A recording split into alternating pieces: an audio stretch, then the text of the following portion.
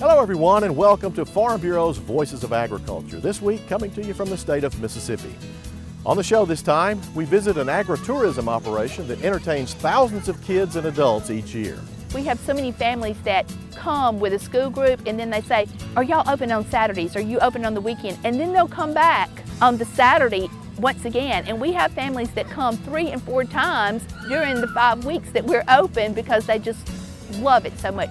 We show you a program to help farmers learn how to save a life if someone gets trapped in a grain bin.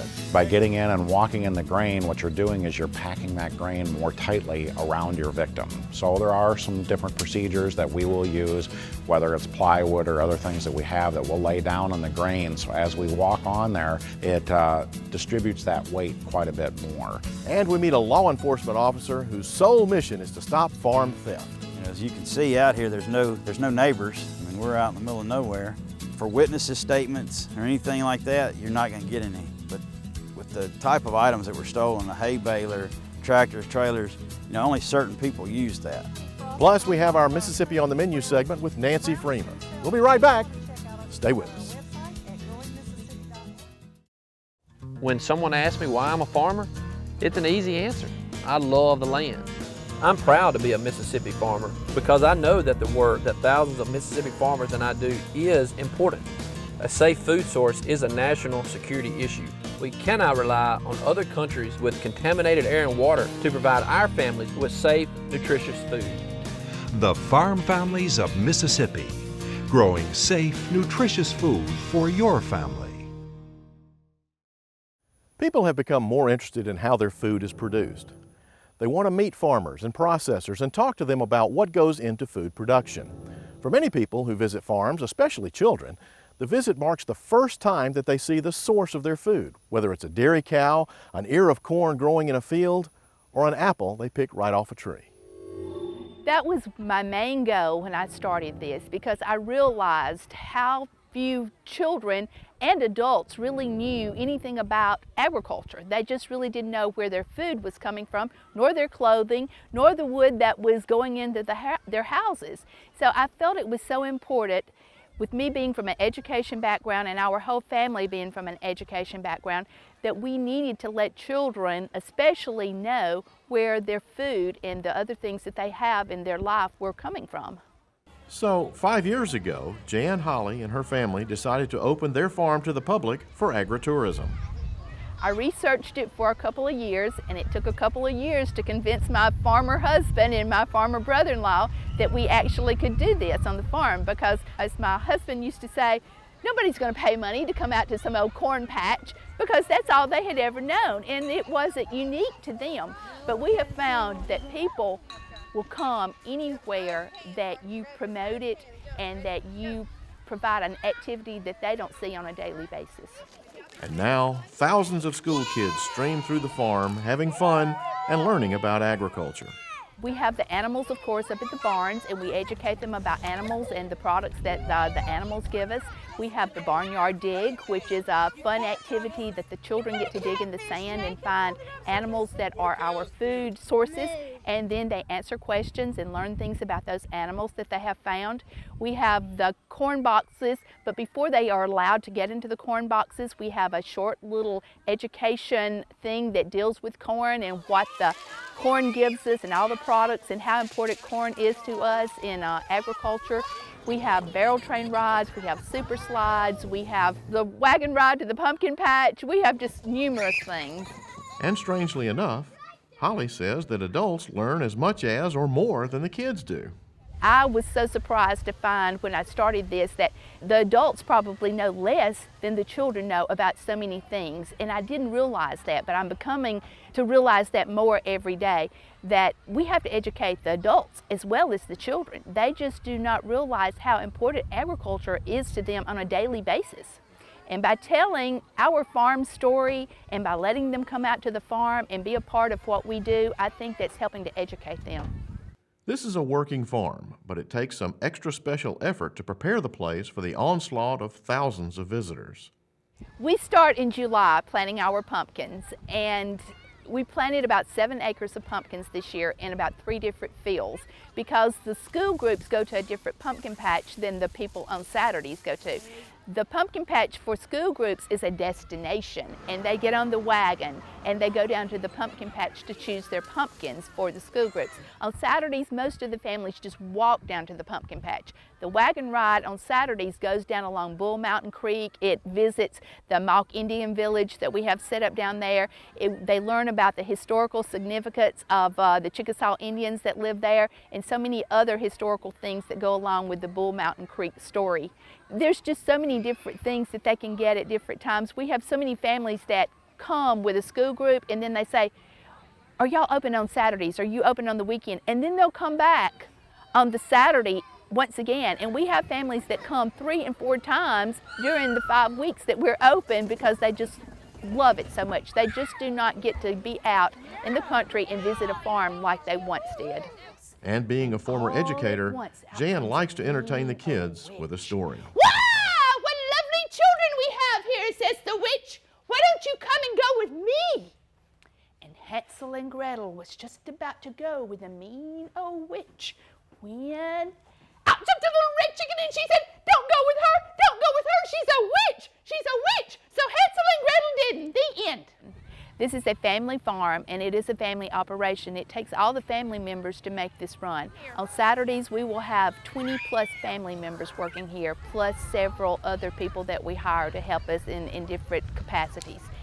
But without the family, this would not work. And I would tell anyone that's interested in getting into this business to be sure they have a good labor pool to pull from because it is labor intensive. But without the family, we couldn't have done this. Holly Farms will be open throughout the month of October. Visit hollyfarms.com for more information. The Mississippi Farm Bureau recently held a series of grain bin safety classes to raise the awareness of how dangerous grain bins on farms can be. Large volumes of feed and grain are commonplace on many farms. Storing and moving the grain are routine activities that have the potential to become dangerous, even deadly.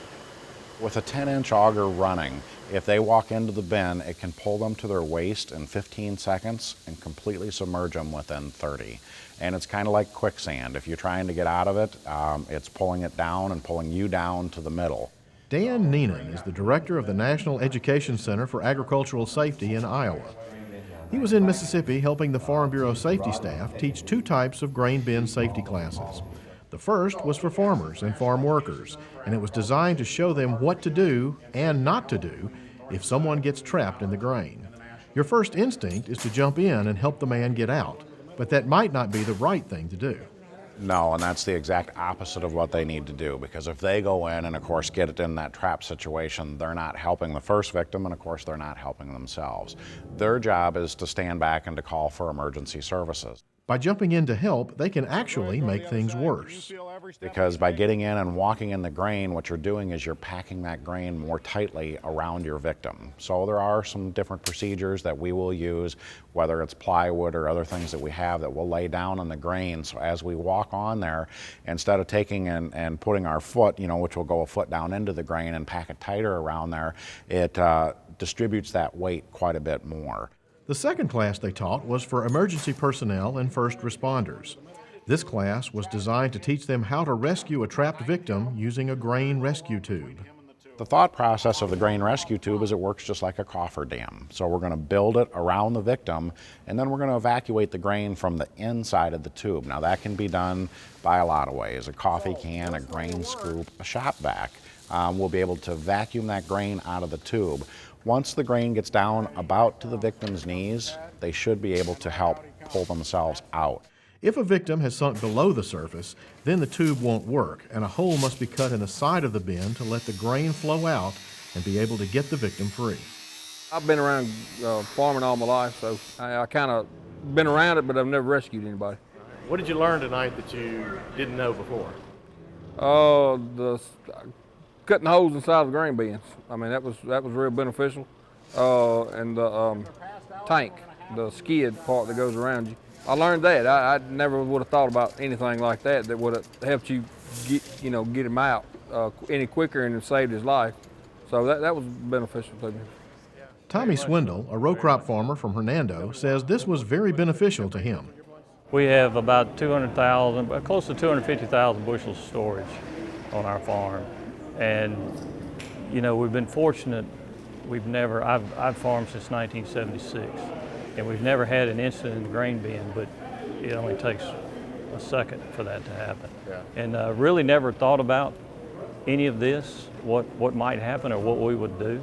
Never even crossed our minds, really, you know. So it's an eye-opener, very much so. Farming is the most dangerous industry in the United States, and it goes back and forth with mining. So in 2011, which is the last year we have data for, you know, we had 551 fatalities and another 70,000 disabling injuries. So we're working in a dangerous industry, but there are things that we can do to safeguard ourselves and to make sure that we make it home to our families every night. When we come back, we'll introduce you to a man who wants to put cattle rustlers and the like in jail. Stay with us. I'm a Mississippi farmer, and these are the principles I believe in. I make sure that my animals are healthy and well cared for. The management practices I use on my farm help protect our natural resources. I believe in supporting our local economy. Whenever I can, I buy my supplies locally. I use best management practices to minimize soil erosion. Support Mississippi farmers by purchasing locally grown products. The Farm Families of Mississippi. Back in the days chronicled in Louis L'Amour novels, cattle rustlers were the lowest kind of thief. But the question is, do we still have cattle rustlers in this day and age? The answer is, you bet we do. But they're smarter now, and they steal a lot more than just cattle. Tommy Madison lives in Brandon, but has a family farm near Port Gibson. This is 327 acres, and it's right across from the Rocky Springs Park. So it borders the park. And it's always been, as long as I can remember, it's been a cattle farm. My uncle had cows on the place, and when he died, me and my dad put cows on the place. He's always cut hay on the place as long as I can remember. So we just kind of keeping the family tradition alive, I guess you could say. He goes down to the farm 2 or 3 days a week just to check on the cows. One morning we came down, me and my mom and dad had driven down here. When we got to the first gate, we noticed that the lock was cut. And we're kind of looking at each other going, oh goodness, you know, let's get on down in here and see what's going on. So we get to the second gate, we notice it's cut too, and it's open and the cows are out. We thought the worst, and we pulled down here, and this is where we kept all the equipment, was in this barn. We had hay equipment, we had tractors and four-wheelers. And when we pulled up here, we noticed the only thing left was a round baler. The square baler had been stolen. The four-wheelers were gone. We had a trailer here with a tractor that had a bush hog on it, and it had been loaded up and stolen too. So we were just, you know, we looked at each other and were like, well, I guess we're out of the hay cutting business, you know, we might as well get rid of these cows. Fortunately, there was an agency Madison could call on for help. Mississippi victims of timber, livestock, or farm equipment theft can call on a special law enforcement agency created specifically to investigate agriculture-related crimes. The Agriculture and Livestock Theft Bureau was formed in 1993 to work strictly on agriculture-related crimes. A lot of times the sheriff's departments or police departments are busy working major crimes such as violent crimes, burglaries and stuff such as that. And when instances like Mr. Madison's hay baler or a tractor gets stolen, you know, not because they don't want to work it, but sometimes that stuff gets put on the back burner just because it's not as important as a murder. Ag theft can be a particularly difficult crime to solve. It's out in a rural setting. As you can see out here, there's no neighbors. I mean, we're out in the middle of nowhere. I don't even know if my cell phone works here. For witnesses' statements or anything like that, you're not going to get any of that. But with the type of items that were stolen, a hay baler, tractors, trailers, you know, only certain people use that. And that's where our experience with the Agricultural Theft Bureau comes into play, is because we focus on that type of stuff, on who would use it, where it would go if they were trying to sell it or anything like that. Livestock and equipment theft make up about half of Stewart's work, but in some cases, he's just trying to find someone who flat out stole the trees off the land. Timber theft is a common occurrence, and a lot of times what will happen there is folks will enter into these what we call cut and haul or cut and pay agreements with the loggers. Basically what that is you have some land and you want, you know, some timber land, you want it cut, and you'll hire somebody to come in cut that timber, and they'll pay you as they go. Before they start cutting, you'll have a set price on the different types of logs and quality of the lumber, the timber that you're going to sell. A lot of times if it's the good saw logs, which are the more expensive logs, say they cut 20 loads off your place, they'll pay you for 7 or 8, or they'll pay you for 10, and then the other they just don't pay you at all, or they'll say it was the lower grade stuff like pulpwood or something like that, where they don't pay you as much. There are things that landowners can do to lessen the possibility of having something stolen. Things like taking the keys out of equipment or marking their equipment in a secret place that only they know about. That way, they can be identified if recovered by law enforcement. I definitely don't leave anything down here that's not tied down. I have to commend Jeff on his job. He really stayed on top of this. He never forgot about us.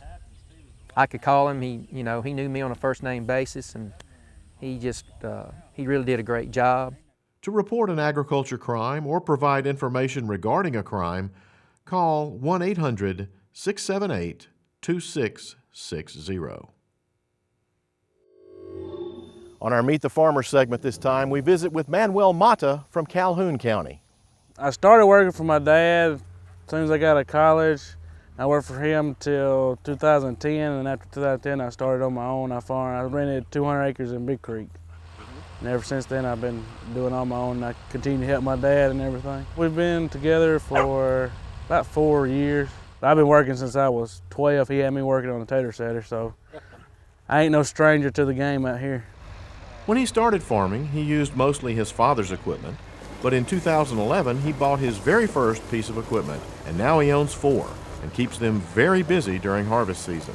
Well, it's really not hard. I mean, you just do what you got to do and plant them at the right time and then dig them at the right time, and then you can store them or we can wash them. And now, I mean, they got different products with sweet potatoes. They got patties, casseroles, French fries.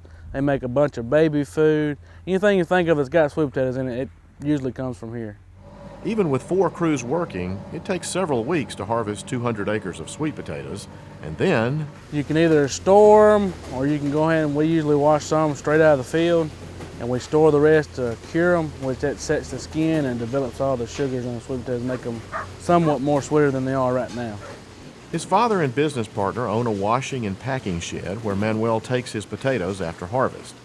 The 15 to 20 member crew carries out all the duties of sorting, cleaning, and packing the sweet potatoes for delivery.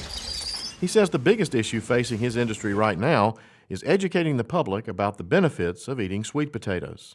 People don't know that much about sweet potatoes. I mean, they're good for you, and I mean, they're just good to eat. If we can just market it better and get everybody to know what sweet potatoes are. Manuel says he'd like to expand in the future by 100 acres or so because he really enjoys the business. The operation is really kind of easy. I mean, you plant them, spray them, cultivate them, and dig them. That's about, it's bam, bam, bam. Yeah. It's no rocket science. We'll be back with more right after these messages. Stay with us. The day starts very early on a Mississippi farm. There are animals to be fed, clean water to be dispensed, lots of chores to be done. I make a large investment in my animals, and I make sure that they're well fed and taken care of. That's not just smart business, that's the right thing to do.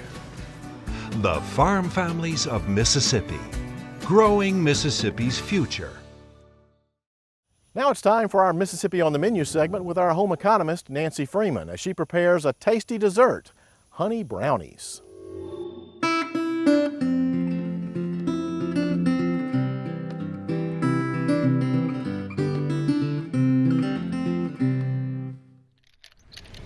Eating local honey is a great thing. It's wonderful flavor, but did you know it also helps to reduce your allergies to local plants? Because the bees collect their nectar from the plants that are around where you live, then you gain the benefits by ingesting a little bit of that each and every day when you have a bite of honey, and then you have that build up in your body to reduce your allergies. Great benefits of local honey. Speaking of local honey, why not use it to make a dish? Now I've got some local honey that's going to go in our brownies, as well it's going to go into our chocolate frosting as well that goes on their brownies. Let's start with the frosting first. I've got some powdered sugar And to this I'm adding boiling hot water. I'm going to stir that up and help it to dissolve a little bit. And the reason you want the boiling hot water is because it actually changes the texture of the powdered sugar just a little bit, so it will stiffen and harden up as we're working along with it. To this we're going to add some unsweetened melted chocolate.